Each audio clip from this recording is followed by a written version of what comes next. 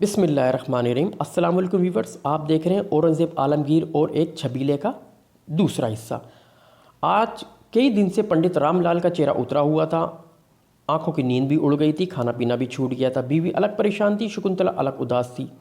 صحیح وجہ کسی کو نہیں بتاتے تھے، بہت پوچھنے پر بس یہ کہہ کر خاموش ہو جاتے کہ طبیعت اچھی نہیں ہے۔ بیماری کی علامت بھی کہیں سے ظاہر نہیں ہوتی تھی کہ یہ بہانہ چھپ سکے۔ بالآخر ایک دن دونوں ماں بیٹیاں بازد ہو گئیں کہ اپنی پریشانی کی صحیح وجہ بتائیں۔ کسی نے آپ کو کیا کہا ہے؟ کس فکر میں آپ شب و روز پریشان رہتے ہیں؟ بہت دیر تک تو پنڈت نے ضبط کرنے کی کوشش کی۔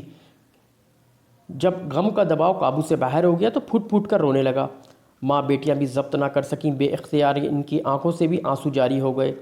بڑی مشکل سے پنڈت نے اپنے دل پر قابو حاصل کیا اور طبیعت تھم جانے کے بعد واقعہ بیان کرنا شروع کیا۔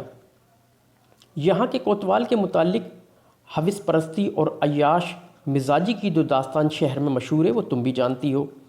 اب بہو بیٹی کی آبرو اس کی ہرس اور حوث کی درندگی سے محفوظ نہیں رہ گئی ہے۔ جب تک وہ پاک دامن کا کوئی تازہ خون نہیں کر لیتا، اس کی رات چین سے نہیں کٹتی۔ آج تک ہمارے بنارس میں کوئی ایسا بد کردار، سنگ دل، ظالم اور جابر کوتوال نہیں آیا۔ آہ، کتنی مظلوم روحیں آج اس کے زخموں کے ٹیس سے بے چین ہیں۔ کسی کو کیا معلوم، ابھی یہیں تک بات پہنچی تھی کہ وہ پھر پھوٹ پڑا اور پھر روتے روتے اس کی ہچکیاں بن گئیں۔ ماں بیٹی پر ایک سکے کی کیفیت طاری تھی۔ وہ سخت حیران تھیں کہ آخر ماجرا کیا ہے، کس صدمے نے اس طرح گھائل کر دیا ہے۔ تھوڑی دیر کے بعد کچھ سکون ہوا تو پھر اس نے سلسلہ بیان کا شروع کیا۔ آج چھٹا دن ہے کہ اس کے 2 سپاہی بنگلے پر آئے تھے۔ انہوں نے اطلاع دی کہ کوتوال صاحب نے بلوایا ہے۔ یہ خبر پا کر میرا کلیجہ سوکھ گیا، اس لیے کہ اس سنگ دل کی فطرت سے واقف ہوں۔ بہرحال اس کی حکومت ہے، نہ چاہتے ہوئے بھی مجھے جانا پڑا۔ لرزتے کانپتے جب میں اس کے سامنے پہنچا تو اس نے اپنی کھڑی کھڑی مونچھوں پر ہاتھ پھیرتے ہوئے مجھے ایک تخت پر بیٹھنے کا اشارہ کیا۔ اس کے سپاہی جھٹ پٹ گئے تو اس نے مجھے مخاطب کرتے ہوئے کہا، مجھے خبر ہے کہ شکنتلا نام کی تمہاری بیٹی ہے، وہ عمر کے اس حصے میں داخل ہو گئی ہے جب کہ کسی کے گھر کی زینت بنے۔ میں تمہیں حکم دیتا ہوں کہ اس کی ڈولی سجا کر میرے دروازے پر پہنچا دو۔ پنڈت نے سلسلہ بیان کا جاری رکھتے ہوئے کہا۔ اس کی یہ بات سن کر میں بے اختیار رونے لگا۔ بار بار مجھے اپنے خاندان کا ناموس یاد آ رہا تھا۔ بار بار میں سوچتا تھا کہ آبرو سب سے زیادہ قیمتی چیز ہے، اس کے لٹ جانے کے بعد اب میرے پاس رہ کیا جائے گا۔ روتے روتے میرا برا حال ہو گیا، مگر اس ظالم کو ذرا ترس نہ آیا۔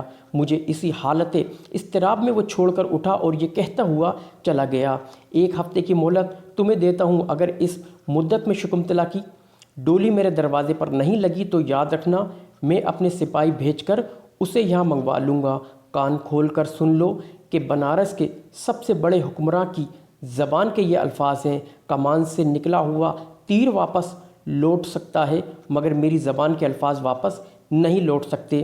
کہانی کے آخری حصے میں پہنچتے پہنچتے پنڈت کا حال قابو سے باہر ہو گیا۔ اب اس گریہ اور ماتم میں ماں بیٹی بھی پوری طرح شریک ہو گئیں۔ عورت کا دل یوں ہی نازک ہوتا ہے اور وہ بھی ماں کی ممتا۔ گنگا کی لہروں کی طرح طوفان کا ایک تلاطم برپا ہو گیا۔ ماں کا دل اس وحشت ناک صدمے کی تاب نہ لا سکا، وہ اضطراب غم سے بے ہوش ہو گئی۔ شکنتلا اپنی ماں کی یہ حالت دیکھ کر پاگل ہو گئی۔ جلدی سے اٹھ کر منہ پر پانی کا چھینٹا ڈالنا شروع کیا۔ کچھ دیر کے بعد ماں کو ہوش آیا۔ پنڈت کی آنکھوں کے آنسو ابھی تک جذب نہیں ہوئے تھے کہ اس نے پھر بھر آئی ہوئی آواز میں کہا، 1 دن کی مہلت باقی رہ گئی ہے، جتنا رونا ہے رو لو۔ کل اس کے سپاہی آ کے ہماری بیٹی شکنتلا کو ہمیشہ کے لیے ہم سے چھین کر لے جائیں گے۔ کل ہمارے گھر سے شکنتلا کی آرتی اٹھے گی، ہماری آرزوؤں کا چمن برباد ہو جائے گا۔ کیوں نہ ہم کل سورج طلوع ہونے سے پہلے گنگا کی لہروں میں ڈوب جائیں۔ یہ کہتے ہوئے عالم اور وحشت میں اٹھ کر بھاگنا ہی چاہتا تھا کہ شکنتلا کے قدموں سے لپٹ گئی۔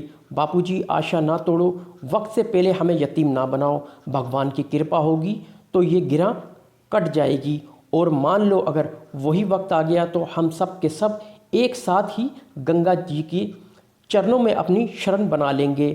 بیٹی نے اصرار کر کے اپنے باپ کو خودکشی سے روک دیا۔ اس کے بعد بیٹھ کر سمجھانے لگی، بابو جی آپ اتنے نراش نہ ہوں، تدبیر کے ہتھیاروں سے تلوار کی دھار بھی بیکار ہو جاتی ہے۔ آپ کل صبح کوتوال کے پاس جائیں اور اس سے کہیں شکنتلا کی ڈولی سجانے کے لیے ہمیں 1 مہینے کی مہلت دے۔ آخر بیٹی کو تن کے کپڑوں پر ہم کیسے رخصت کر دیں؟ باپ ہونے کے رشتے سے آخر ہمارے بھی کچھ ارماں ہیں، زیادہ نہیں صحیح تو کچھ نہ کچھ تو انتظام کرنا ہی ہوگا۔ باپ نے پوچھا، مان لو اس نے مہلت دے دی تو پھر 1 مہینے کے بعد کیا ہوگا؟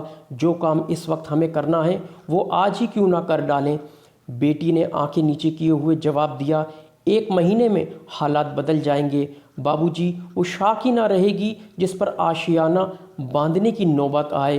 بہتر ہے کہ آپ ہم سے اس کی تفصیل نہ پوچھیں۔ دوسرے دن کوتوالی میں سپاہیوں کا دستہ تیار ہی کھڑا تھا کہ ہانپتے کانپتے پنڈت جی پہنچ گئے۔ کوتوال نے دیکھتے ہی دریافت کیا، شکنتلا کی ڈولی کہاں ہے؟ پنڈت نے لرزتے ہوئے جواب دیا، حضور وہ تو آپ کے چرنوں میں آنے کے لیے بالکل تیار ہے، مگر ماں باپ اس کو تن کے کپڑوں پر کیسے رخصت کر دیں؟